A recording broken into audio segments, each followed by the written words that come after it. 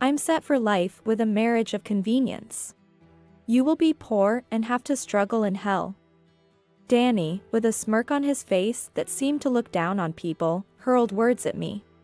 Despite my attempt to relax elegantly in the hotel lobby, Danny's shrill voice grated on my ears, leaving me feeling unpleasant. After all, the fact that Danny had remarried a company president's daughter made me wonder where he had met such a person. After all, Brianna is the daughter of Clark Industries. Danny's laughter, typical of a middle-aged man, seemed rather childish to me. However, hearing Clark Industries made me tilt my head in confusion. It sounded familiar. Which company? Oh, that one. After giving it some thought, I remembered Clark Industries. Danny's face lit up with a "isn't it amazing" smile. Ignoring him, I struggled to suppress the laughter welling up inside me. "My name is Katie Morgan. I am 35 years old and live with my husband, Danny. I work for a real estate company, our family business. However, I'm still tasked with clerical work, and my father, the president, handles the important management policies. As an only child, I am expected to eventually take over the company. There are executives older than me, so I face the pressure of becoming president someday. Although I've told Danny, who is 3 years my senior, that I work for my father's company, I've chosen not to discuss our family business too much. I don't want to bring work home, and Danny, having only a high school diploma and working for a moving company, feels inferior. Of course, moving is a tough job that requires physical strength and the ability to quickly transport large amounts of goods, a skill only professionals have. I don't care that Danny only has a high school diploma. I understand his feelings. So I'm careful not to mention my university degree or my future as president in our everyday conversations. We met through a friend's introduction. A college friend had hired Danny's moving company, and he was the person in charge. Initially, Danny showed interest in my friend, but she already had a partner and declined his invitation. However, they got along well, so she introduced me to Danny instead. Looking back, it was an unusual way to meet, but Danny's carefree nature was somehow appealing to my meticulous self. After several dates, we became a couple. Being in my late 20s and at the right age for marriage, I decided to marry Danny after a year of dating. Thus began my life as Danny's wife. Our marriage started without any issues. Danny's parents were incredibly kind, always welcoming me with a smile whenever I visited their home. Considering the trouble some friends have with their in-laws, having a good relationship with mine was fortunate. However, Danny's job was demanding, often keeping him out late. Being physically taxing, he would return home exhausted. Despite the fatigue from work, Danny never neglected our life together. While it's something to be grateful for, I sometimes wished he didn't push himself so hard. Thanks for always waiting up for me. He even thanked me for simply making dinner and waiting for him. I felt lucky to have such a wonderful husband. However, our peaceful days began to crumble about a year after we got married. "Hey, why haven't we been able to have kids?" One night, as we lay in bed, Danny casually brought it up. His tone was slightly irritated, which surprised me. It wasn't that I hadn't thought about having children. We weren't actively trying for a baby, but given our active marital life, I believed we would eventually conceive if we were patient enough. It's just bad timing. We've only been married for a year, so maybe it's not something to worry about so much. I knew there was no rush for children, but to reassure Danny, I deliberately spoke in a relaxed tone, saying, "It's still okay." Huh? Don't you know?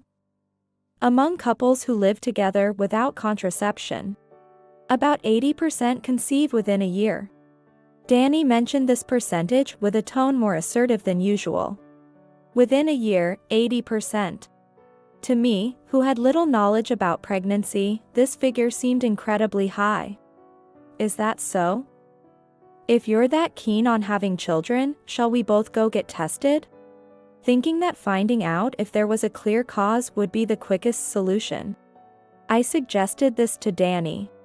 However, his reaction was not what I expected. What? What are you talking about? You think I'm the cause? It's obvious that infertility issues are usually on the woman's side. There's no point in me getting tested.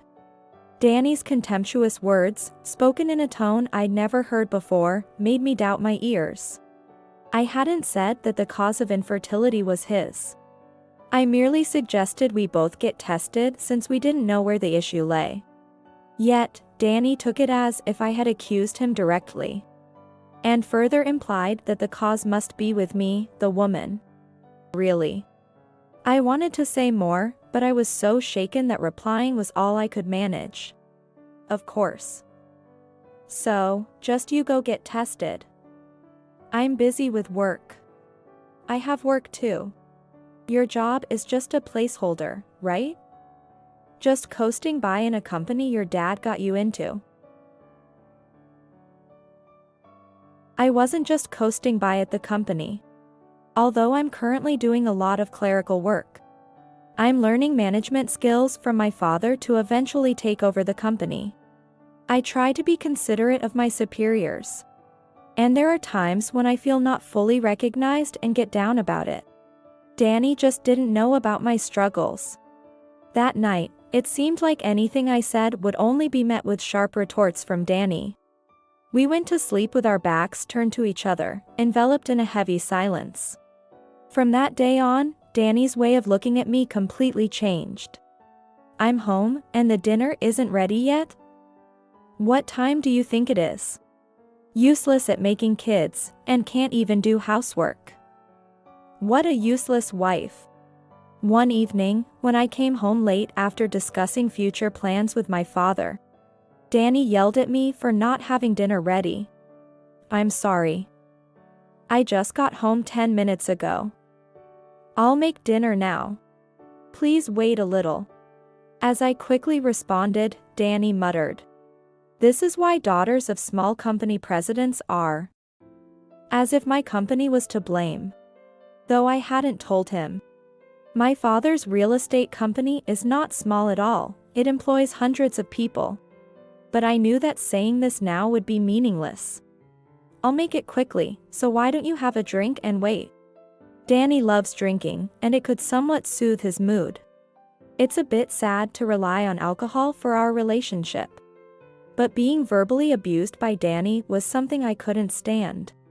If alcohol could help ease his mood even a bit, I thought it was worth it. The next morning, Danny's mood hadn't improved much.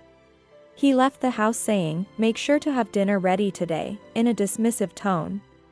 I sighed and mentally went over my schedule for the day. I had taken a day off to visit the gynecologist for the fertility tests Danny had mentioned. Even though I was the one who suggested the tests initially, the fact that Danny refused to participate and I had to go alone was somewhat unsettling. Complaining won't help. If there's a chance the issue lies with me, I must start fertility treatment as soon as possible. Danny has always wanted children, and I've found myself wishing for a child sooner rather than later. Although there's no need to rush. I've heard that the chances of getting pregnant differ significantly between one's 20s and 30s. If treatments are necessary, it's better to start them sooner rather than later. The gynecologist's office was busier than I expected, and I was called into the examination room an hour after checking in. I underwent an internal examination and blood tests, with the results to be provided next time. It would be shocking if the cause was mine, but I could take appropriate measures. Regardless of the outcome, I vowed not to get discouraged. I went for fertility tests today. When Danny returned from work that day, I reported on the tests. Since it's probably your fault, it's good that you got tested. Let me know the results as soon as you find out. Yes. Danny's assumption that the infertility issue lies with me irritated me. Undergoing fertility tests required a lot of time and emotional energy. I couldn't help but feel a little support from him would have been nice. 5 years have passed since then, and I've turned 35. Despite continuing our efforts to conceive, we have been unsuccessful. And Danny seems to have given up on having children with me, often returning home late or not at all. When I asked him where he had been, he said he had been out drinking with colleagues and then singing karaoke until morning. His behavior, reminiscent of a college student's, deeply exasperated me. My work had become busier, leaving little room for thoughts of childbearing. But Danny's recent actions were too much to ignore. It was clear he no longer prioritized our family. One day, while Danny was out and I was cleaning the house, I noticed his smartphone left in the living room.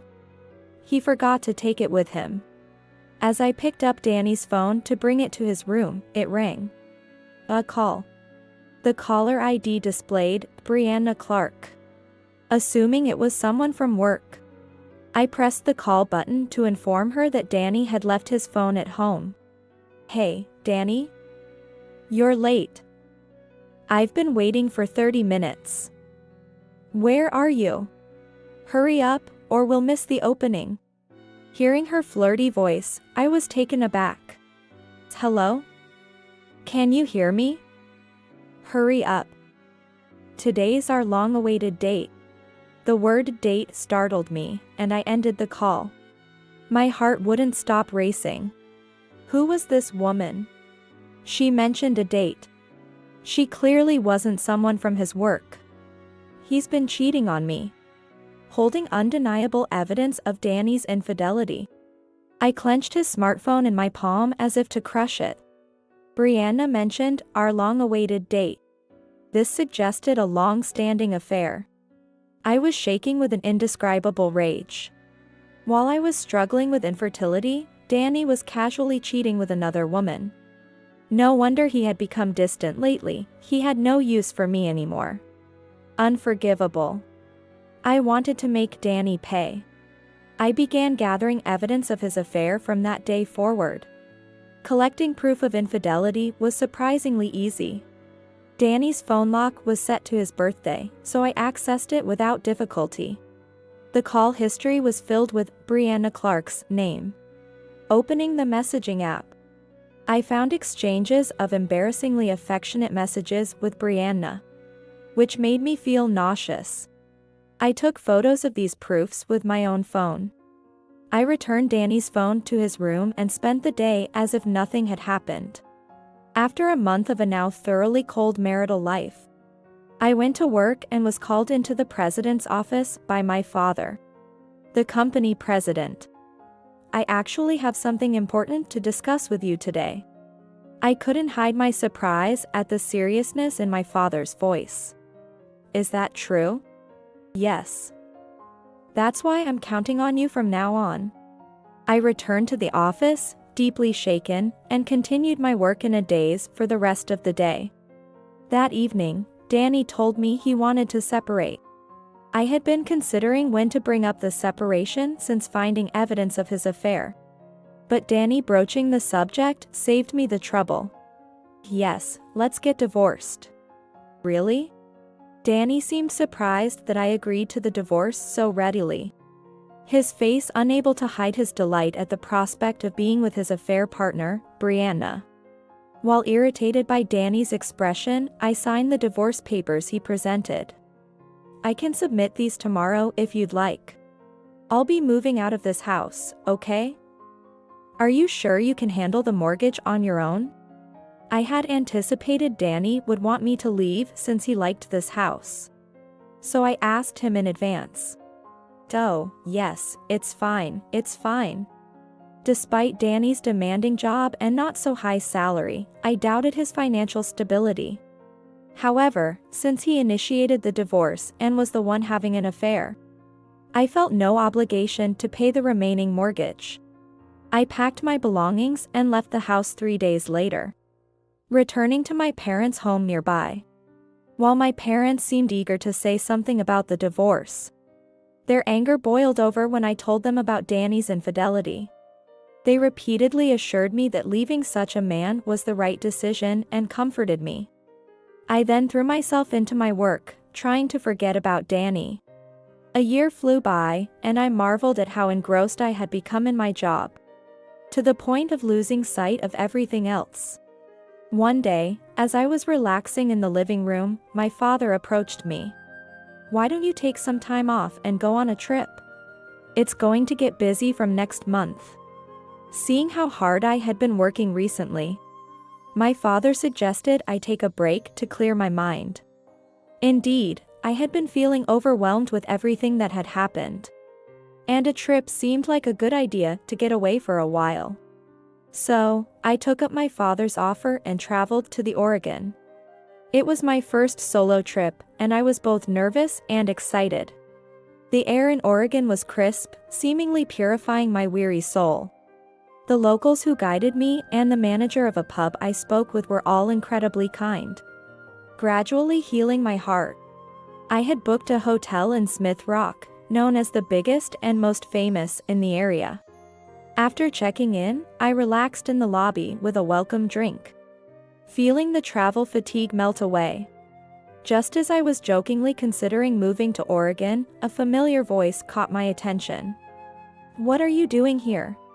Turning around in shock, I saw Danny, unmistakably my ex-husband, entering the lobby with 2 large suitcases, accompanied by a young woman who appeared to be in her early 20s. Her skin was youthful, her makeup flashy, and her nails painted red.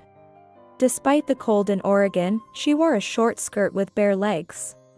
I stared at Danny and the woman in shock. "Why are you here? And who is this woman?" I didn't really want to know, yet I found myself asking out of reflex. "Her?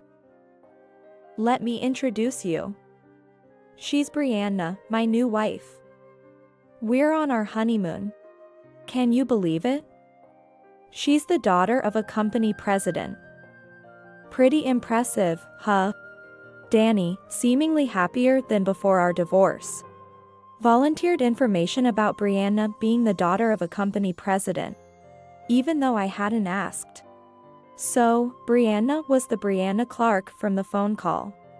Realizing he had been captivated by such a young woman filled me with disgust. "Are you on a solo trip here? How pathetic." Even though he was the one who initiated the divorce and had been unfaithful, his harsh words angered me. Brianna, too, looked at me with a smirk, lifting the corner of her eye as if amused. "Hey, Danny, is this your ex-wife? She looks like an old lady, hurry up and check in." Irritated by her mocking tone, I glared at Brianna. Danny, as if agreeing, casually put his arm around her waist. "I'm set for life with a marriage of convenience. You will be poor and have to struggle in hell." Danny smirked disdainfully, throwing those demeaning words at me. I was trying to relax elegantly in the hotel lobby, but Danny's shrill voice made me feel terrible. And to think, his new partner is a company president's daughter. Where did Danny meet such a person? After all, Brianna is the daughter of Clark Industries. Danny's laughter, typical of a middle-aged man, seemed rather childish to me. Hearing Clark Industries, I was puzzled. It sounded familiar. Which company? Oh, that one.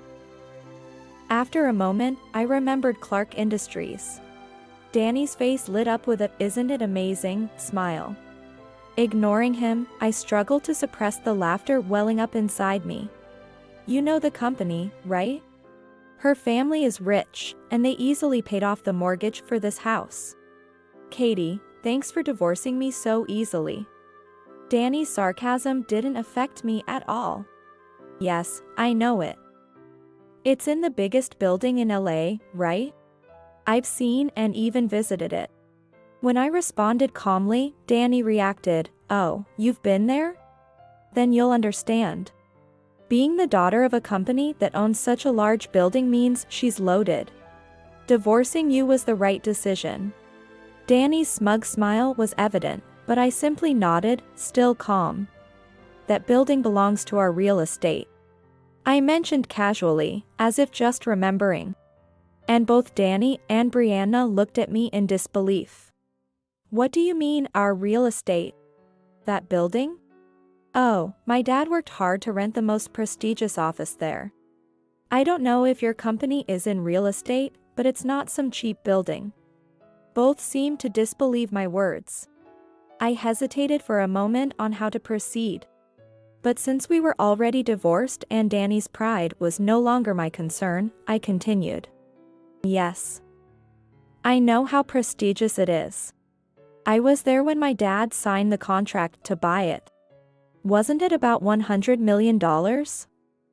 Recently, he's been complaining, though. A tenant hasn't been paying their rent. That would be your company, right? In fact, my father is a real estate magnate with assets worth $160 million. And Clark Industries is just one of the tenants in one of those buildings. The tenant of that building changes regularly, but currently, it's Clark Industries.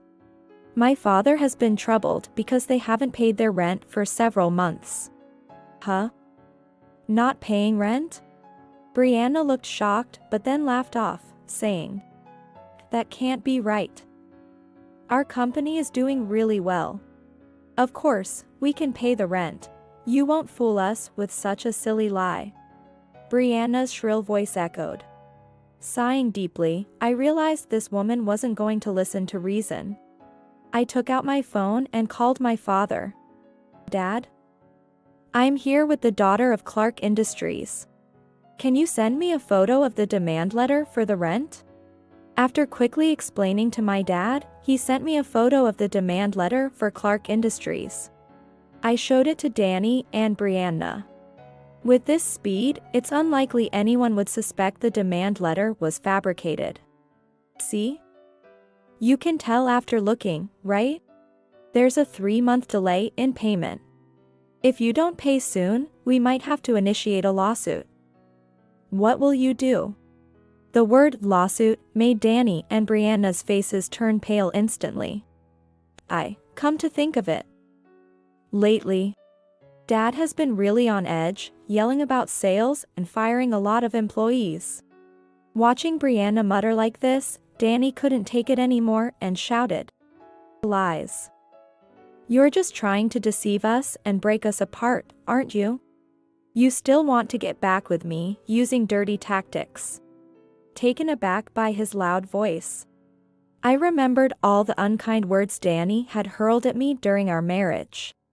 And now, seeing him so elated with Brianna, the heiress, I was determined to set the record straight. Which mouth is saying that? You think I still have feelings for you? Ha! Ridiculous. I've been over someone like you for a long time. I actually feel sorry for Brianna, caught by you. Marrying her is obviously for her money, right? Just like when you married me, all concerned about appearances. Wanting to get married quickly and have kids. And who was it that left me when he found out we couldn't have children? Who called me useless because of infertility? It's all your fault, yet you think I'm still in love with you? You're delusional. After unleashing my pent-up frustrations on Danny, I felt a weight lift off my shoulders. Danny, on the other hand, looked infuriated, being mocked by me. You arrogant old hag. You'll just end up a barren spinster while we're planning to have kids. And live happily after this trip. And now you bring up some nonsense about Clark Industries being in rent arrears. Knowing that Clark Industries was actually performing poorly. Danny, in a panic, tried to blame all his misfortunes on me. As if delivering the final blow to Danny, I said this. Oh, I forgot to mention, I'm 4 months pregnant. Just entered the stable period, so Dad suggested I take this trip to relax. I've got the doctor's permission, of course. Indeed, after divorcing Danny, I found a new love. He was my boss at work, and also a subordinate of my father. He supported and encouraged me when I was mentally struggling. He supported me wholeheartedly at work and was in favor of me becoming the next president. I discovered I was pregnant with his child just 3 months ago. Upon learning about the pregnancy, we immediately got married. It was a whirlwind marriage, but we received a grand celebration from our colleagues. The pregnancy has been progressing smoothly, encouraged by my father and husband. Which is why I was on this trip. Before parting ways with Danny, my father had mentioned that he would retire as president next month due to health issues. It turned out he had diabetes, and this prompted him to decide to step down. As a result, I will inherit my father's assets. This also made accepting the divorce from Danny much easier. I felt confident I could live well without Danny. Danny exclaimed in shock when I casually mentioned being pregnant. "You're pregnant? Then, were you using contraception when we were married? What does this mean?" Danny was utterly confused and frustrated. "Contraception? I never used it. Remember, I told you I had fertility tests done at the clinic? I said there were no issues. So, the problem was with you. Sorry about that." As I said this to Danny, I could see his face contort with frustration. The problem was with me? Does that mean Brianna and I can't have children? Why did I divorce Katie and marry Brianna? As Danny muttered almost deliriously, his shoulders slumped in defeat. Wait a minute. What do you mean, for what purpose? I feel betrayed too, not knowing you were infertile. Brianna, upset by Danny's self-centered reasoning, lashed out at him.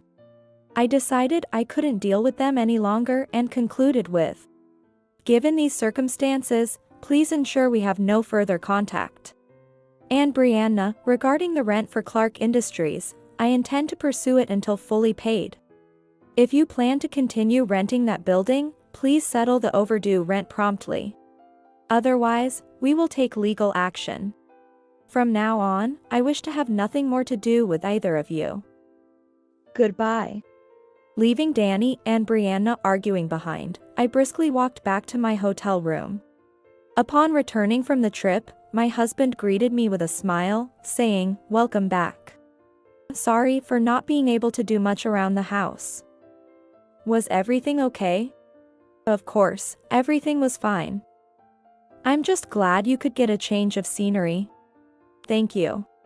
My husband gave me a kind smile, and I felt a great sense of relief. Since marrying my current husband, I've felt secure every day. Completely forgetting about Danny. I haven't seen Danny since we unexpectedly met during the trip. What I'm about to share comes from what I've heard through my father's connections. Since that incident, Danny and Brianna's arguments have become incessant. Despite marrying Brianna thinking she was a wealthy president's daughter, Danny discovered that Clark Industries was heavily in debt. To make matters worse, there was news on TV every day about an employee from Clark Industries embezzling millions from clients. It seems Brianna's father was aware of the misconduct, but tried to cover it up to protect the company's reputation. However, once the scandal broke, Clark Industries' stock prices plummeted, causing the company to lose its credibility beyond recovery. With employees resigning in droves, the company couldn't possibly afford the rent, prompting my father to take legal action against them. The future of the company looks bleak, with 100% of the blame lying with Clark Industries. Danny, having lost the substantial fortune he thought he'd gain, is furious. Trying to marry a wealthy heiress was too good to be true, making Danny's anger misplaced. Brianna, upon learning Danny was infertile, accused him of marriage fraud. Furthermore, after our hotel encounter, I demanded alimony for Danny's infidelity through a lawyer, burdening both him and Brianna with debt. Their constant quarrels eventually led to their divorce. Shockingly, after divorcing Brianna, Danny called me, begging, "Please, Katie, marry me again. I have debts beyond compensation.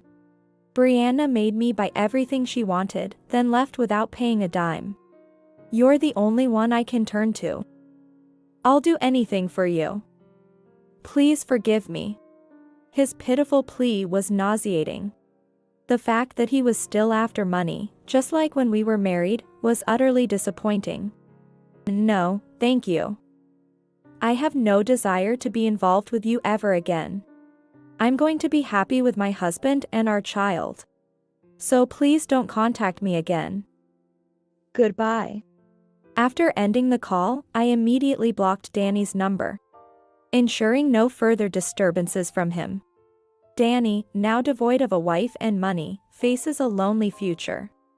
Given his infertility, remarriage might be difficult, but more importantly, who would fall for someone like Danny, who ridicules others so readily? I wish him luck with his debt repayment, detachedly thinking it's none of my business. I'm looking forward to my life with my upcoming baby and husband, cherishing our future together. Professionally and personally, I'm savoring unparalleled happiness.